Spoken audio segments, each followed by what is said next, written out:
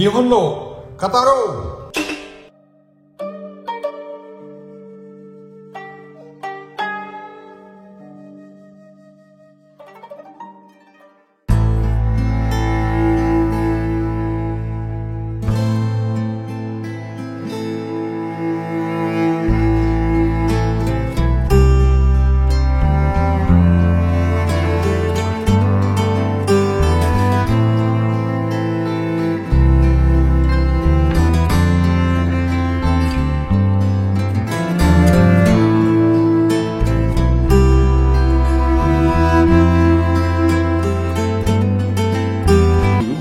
Undangan audiensi dengan Kaisar Naruhito. Saya berkesempatan beberapa kali bertemu dengan Kaisar Naruhito. Yang terakhir itu adalah pada bulan Mei tahun lalu, yaitu pada saat saya menerima anugerah Bintang Jasa. Namun sebelum itu saya sempat beberapa kali bertemu, mungkin ada 5 atau 6 kali. Hanya saja pada saat itu beliau masih dalam kedudukan sebagai putra mahkota.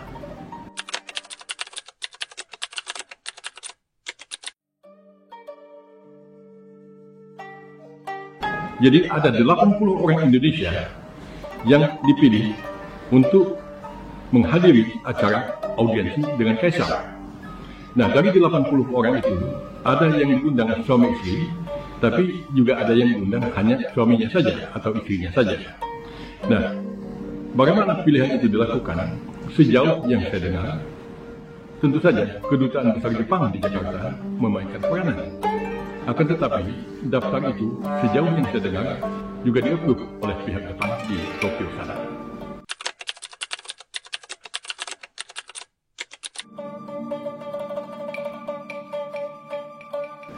Saya bahagia sekali ketemu kembali dengan Kaisar yang wajahnya saya ingat dengan baik, karena seperti saya katakan tadi, pernah bertemu beberapa kali, baik di Istana Kaisar itu sendiri maupun di tempat lain, tapi utamanya ketemu adalah di tempat Kaisar. Undangan ini tentu bermakna amat besar bagi saya. Pertama, tentu saja ini sebuah kesempatan untuk bertemu dengan katakanlah orang besar dari kerajaan negeri Matahari Terbit itu. Nah, tetapi di luar itu tentu saya juga memaknai bahwa kunjungan Kaisar ke sini pasti mempunyai makna yang penting bagi hubungan kedua negara. Saya amat gembira bisa bertemu dalam audiensi semalam itu dan banyak hal-hal yang dibicarakan. Tetapi tentulah Kaisar tidak akan bicara secara amat detail, namun tentu kita harus memahami bahasa-bahasa simbol atau pesan-pesan secara isyarat yang kita harus tafsirkan apa makna dari semua itu.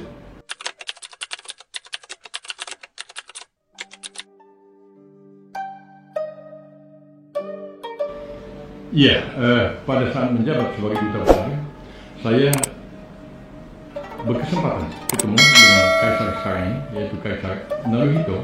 Tetapi pada masa itu kedudukan beliau adalah sebagai putra mahkota. Saya beberapa kali pernah jumpa dengan orang tua Kaisar Naruhito, yaitu Kaisar Akihito, baik di dalam kesempatan yang agak resmi maupun kesempatan yang lebih bersifat pribadi. Pernah suatu hari saya dan istri diundang oleh Kaisar untuk minum kopi di istana. Jadi pada saat itu saya datang bersama istri sekitar jam 2 siang, dan istri saya berbicara dengan Ratu Michiko, dengan Permaisuri Michiko, dan saya berbicara dengan Kaisar. Itu pembicaraannya menarik dan amat menyentuh aspek kemanusiaan. Jadi saya sadar bahwa saya berbicara atau berhadapan dengan seorang Kaisar, tetapi yang terkesan di hati saya ini juga seorang manusia yang menampakkan diri yang amat biasa. Pada saat itu, ya, kita duduk itu berhadapan di kursi, lutut saya dengan lutut Kaisar itu hampir bersentuhan. Nah, Kaisar sambil bercerita, sambil memegang cangkir kopinya, digoyang-goyang, bercerita ini, dan beliau bercerita misalnya tentang ikan koi, ya. Ikan koi yang ada di Jepang itu. Beliau bercerita bahwa pada saat masih menjadi putra mahkota, beliau pernah kunjung ke Indonesia. Tentu saja pada saat itu Indonesia masih di bawah pemerintahan atau pimpinan Presiden Soekarno. Nah, beliau bercerita bahwa mendapat hadiah ikan emas, katakanlah begitu, dari Indonesia, dari Presiden Soekarno, dibawa pulang dan di breeding di Jepang sana. Beliau bercerita bahwa hasil breeding antara ikan emas Indonesia dengan ikan koi Jepang itu menghasilkan jenis koi baru yang luar biasa. Nah, beliau bercerita bahwa itu sirip-sirip ikan itu banyak, ada sirip-sirip yang baru dan kemudian juga warnanya amat berkilau. Nah, beliau juga mengatakan bahwa pertumbuhan ikan itu pun amat cepat. Nah, saya merasa terkesan karena pada saat berbicara dengan Kaisar itu, tentu kami berbicara dalam bahasa Jepang tanpa ada penerjemah dan tanpa ada siapapun yang mendampingi kami, jadi betul-betul berbicara berdua begitu. Nah, Kaisar itu mengatakan bahwa ikan itu pas berapa minggu kemudian saya lihat ternyata sudah gede segini. Nah, Kaisar mengatakan gede.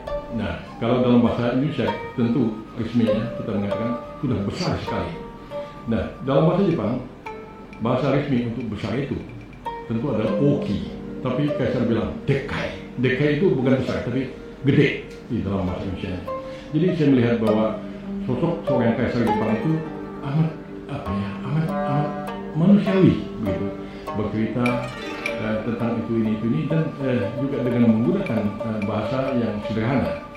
Karena di dalam bahasa Jepang itu mirip dengan bahasa Jawa, ada level-level ini bahasa, tetapi Kaisar betul-betul berbicara semacam dua pribadi yang bertemu. Beliau juga bercerita tentang angklung di Indonesia. Nah, bahwa angklung itu ada disimpan di sana dan sekali-sekali masih dimainkan bersama, tentu juga alat musik dari negara lain. Ada hal yang menarik sebelum saya berbicara tentang Kaisar Naruhito, yaitu Kaisar Akihito, ayah Kaisar Naruhito ini bercerita tentang bagaimana beliau merasa amat terkesan pada saat kunjungan ke Indonesia di masa sebagai putra mahkota itu. Beliau mengatakan bahwa beliau sedikit mengalami flu atau pilek.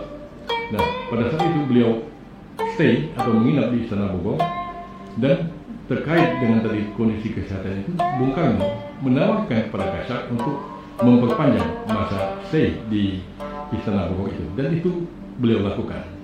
Nah, waktu bercerita dengan saya, Kaisar mengatakan kebaikan orang Indonesia itu amat terkesan, ya, amat mendalam pada diri saya. Dan sama seperti ikan koi yang di breeding tadi dengan ikan emas Indonesia, ya itu pun juga merupakan ciri-ciri atau tanda-tanda tentang cocoknya antara kedua bangsa ini. Nah, kita tentu berbicara tentang Kaisar Naruhito, Kaisar yang sekarang ini. Kunjungan ke Indonesia adalah kunjungan yang pertama bagi Kaisar Naruhito. Pantas juga dicatat di sini bahwa ini adalah kunjungan resmi pertama yang dilakukan oleh Kaisar sejak dinobatkan sebagai Kaisar. Betul bahwa beliau pernah pergi ke Inggris, tetapi itu adalah dalam konteks untuk menghadiri acara pemakaman Ratu Elizabeth. Kaisar Naruhito baru pertama kali berkunjung ke Indonesia, tetapi saya yakin bahwa cerita dari ayah beliau, yaitu Kaisar Akihito, telah sampai ke telinga Kaisar sekarang ini. Saya punya catatan yang menarik begini. Waktu masih menjabat sebagai duta besar Indonesia untuk Jepang kemarin, saya cukup dekat dengan Caroline Kennedy. Beberapa kali kita berbicara secara amat pribadi. Nah, Caroline bercerita tentang bagaimana ayah dia, John F. Kennedy, dan mendiang ibu dia, Jackie, itu bercerita tentang Indonesia pada saat Caroline itu masih bayi, masih kecil. Nah, itu tentu cerita yang amat silam, karena Caroline Kennedy itu tahun lahirnya sama dengan tahun lahir saya. Kami sama-sama lahir pada tahun 58. Nah, berbicara pada saat itu, pada saat kami usia 60-an pada saat itu, Caroline mengatakan cerita-cerita itu amat mengesankan bagi diri saya, dan itulah sebabnya maka kota Yogyakarta saya pilih sebagai tempat tujuan bagi saya untuk berbulan madu, walaupun saya berbulan madu secara incognito tanpa diketahui oleh mass media dan seterusnya. Nah, merujuk pada keadaan ini, kalau Caroline Kennedy mempunyai kesan yang baik tentang Indonesia melalui cerita dari ayah dan ibunya, maka saya yakin Kaisar Naruhito pun juga mempunyai kesan yang baik terhadap Indonesia, bayangan yang baik terhadap Indonesia, berkat cerita dari orang tuanya, yaitu Kaisar Akihito. Iya, sebenarnya banyak ungkapan di dalam bahasa Jepang itu, tetapi dalam hal bertemu dengan Kaisar misalnya, khususnya dengan Kaisar Akihito, karena beberapa kali saya bertemu dengan beliau, ada ungkapan yang biasa digunakan di dalam bahasa Jepang itu, yang bunyinya itu mengatakan, oh hisashiburi desu. Dalam arti kata, saya kangen untuk bertemu Tuan atau Bapak atau Anda.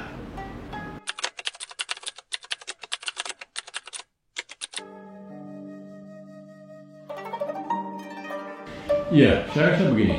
Pertama kita harus mencatat bahwa kedudukan Kaisar dalam Konstitusi Jepang tahun 1947 adalah sebagai simbol negara dan simbol persatuan rakyat Jepang. Jadi kita perlu mencatat atau menggarisbawahi bahwa Kaisar bukanlah kepala pemerintahan. Kaisar beda dengan Perdana Menteri. Namun, ya, kedudukan Kaisar tentu amat penting ya di dalam negara atau bangsa Jepang itu. Nah, sebagai simbol pemersatu, tentulah Kaisar datang ke Indonesia dapat kita katakan inilah simbol itu telah datang ke sini. Nah, karena Kaisar bukan kepala pemerintahan, maka pantas dicatat bahwa justru makna dari kunjungan Kaisar itu jauh lebih dalam. Sebab dapat kita katakan bahwa kunjungan people to people, dalam arti kata kunjungan yang mewakili rakyat Jepang untuk bertemu dengan rakyat Indonesia. Poinnya di situ. Kita tentu tidak mungkin berharap Kaisar berbicara tentang masalah politik, kebijakan pemerintahan dan seterusnya, tetapi kita harus menangkap makna isyarat dalam bahasa simbol yang ditampilkan oleh Kaisar. Tentu saja amat ideal apabila kita sanggup menerjemah atau menafsirkan makna-makna simbolis ini sehingga hubungan yang tadinya dapat kita katakan sebagai people to people dapat ditindaklanjuti secara konkret di alam nyata dalam bentuk kebijakan-kebijakan antara G to G atau pemerintah dengan pemerintah.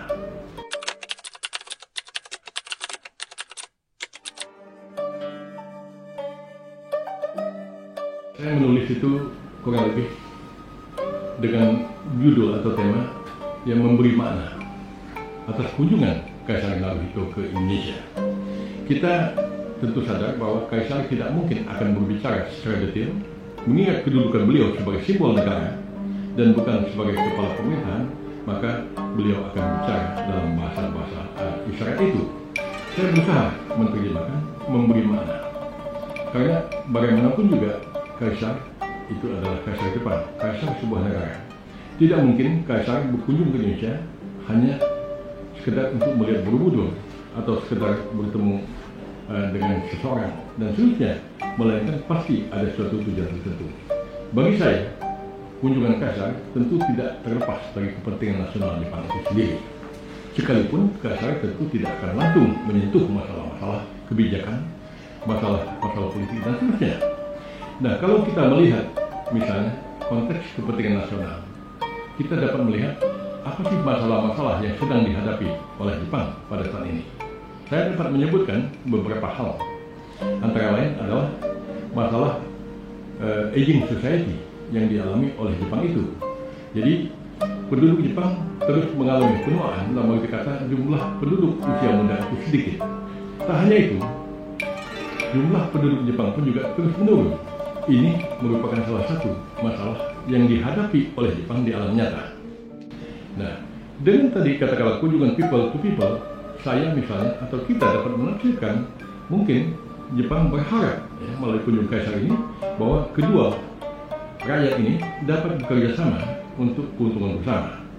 Kalau kita lihat dari konteks Jepang, kita dapat misalnya mengatakan dengan menurunnya jumlah penduduk, mungkin Jepang membutuhkan ya tenaga kerja untuk menopang industri mereka. Lalu ada hal lain juga, masih dalam konteks penurunan penduduk di Jepang itu, kita catat misalnya bahwa banyak sekolah-sekolah di Jepang itu yang tutup karena tidak ada siswa baru. Hal ini juga terjadi di perguruan tinggi di Jepang itu. Nah, dalam kaitan ini tentu kita bisa misalnya menafsirkan bahwa ini kepentingan nasional Jepang. Kita bisa menindaklanjuti misalnya ya, kunjungan kaisar yang bertujuan untuk katakanlah tadi komunikasi people to people itu dalam kebijakan G2G.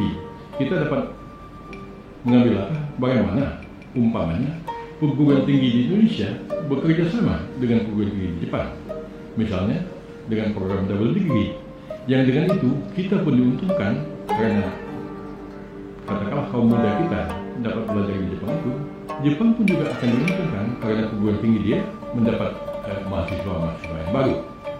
Di luar masalah aging society tadi, ada juga masalah lain yang dihadapi oleh Jepang. Kita melihat misalnya panasnya situasi di Laut Cina Selatan.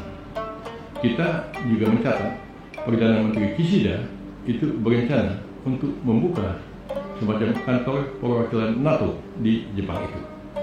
Kaisar tentu tidak akan menyentuh masalah ini secara langsung, tapi kita melihat kalau kaisar secara simbolis adalah begitu, maka empiris yang ada di lapangan itu apa? Nah, salah satu empiris tersebut adalah masalah keamanan. Mendiang Perdana Menteri Abe bahkan pernah mengatakan bahwa kalau dia adalah pembuat kebijakan, pada saat itu dia berbicara bukan lagi sebagai Perdana Menteri, maka dia akan menyediakan wilayah Jepang itu bagi peluru-peluru kendali nuklir milik Amerika. Jadi dari situ kita melihat bahwa masalah ketegangan, masalah ketidakamanan masyarakat Jepang atau rakyat Jepang itu merupakan salah satu masalah empiris yang amat utama. Kaisar tentu tidak akan bicara tentang itu, tetapi kita perlu mencatat kaisar ini atau era kaisar ini disebut sebagai Kaisar Reiwa. Reiwa itu tertulis dalam 2 kanji yang bermakna sebagai damai sesuai dengan aturan-aturan. Berarti di situ kan ada pesan-pesan perdamaian yang disampaikan oleh kaisar. Kenapa bicara tentang damai? Ya, walaupun secara simbol, ya karena situasi di lapangan seperti begini. Nah dari situ dengan kita melihat kondisinya begini, barangkali misalnya di perkembangan pertahanan kita, kalau begitu, kalau pesan simbolis kaisar itu adalah untuk keamanan dan stabilitas kawasan Asia Pasifik, bagaimana misalnya Indonesia dan Jepang secara bersama-sama ya, menjaga keamanan kawasan Asia Pasifik itu. Paling tidak Indonesia ya, dengan wilayah yang begini luas dan dengan penduduk yang amat besar dapat bersama-sama Jepang misalnya menjadi penyeimbang kekuatan di kawasan Asia Pasifik, sehingga dengan seimbangnya kekuatan tersebut maka tidak akan terjadi tidak akan pernah berani suatu negara menyerang negara lain di kawasan Asia Pasifik ini yang pada akhirnya akan mengobarkan sebuah peperangan. Jadi fungsi Indonesia sebagai penstabil wilayah tentu juga harus dipikirkan. Nah, karena tadi Jepang seperti kita katakan adalah kaisar yang disebut sebagai Kaisar Reiwa. Pantas dicatat satu lagi bahwa kata Heiwa dan Chowa itu merupakan kata yang mungkin hampir sakral di dalam masyarakat Jepang itu. Chowa itu artinya adalah harmoni dan Heiwa itu adalah damai. Jadi damai dan harmoni itu pesan yang dibawa oleh kaisar ke Indonesia ini. Dan kita tentu harus menindaklanjutinya secara konkret bagaimana damai dan harmoni itu dapat tercipta.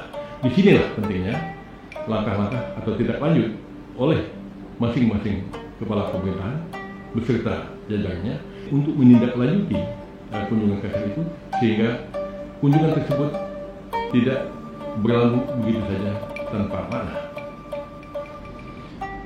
Saya rasa poin penting dari kunjungan kaisar kali ini adalah yaitu bagaimana kita memberi makna atas kunjungan tersebut sehingga kunjungan itu tidak berlalu begitu saja tanpa ada arti apapun bagi kita maupun bagi Jepang itu sendiri.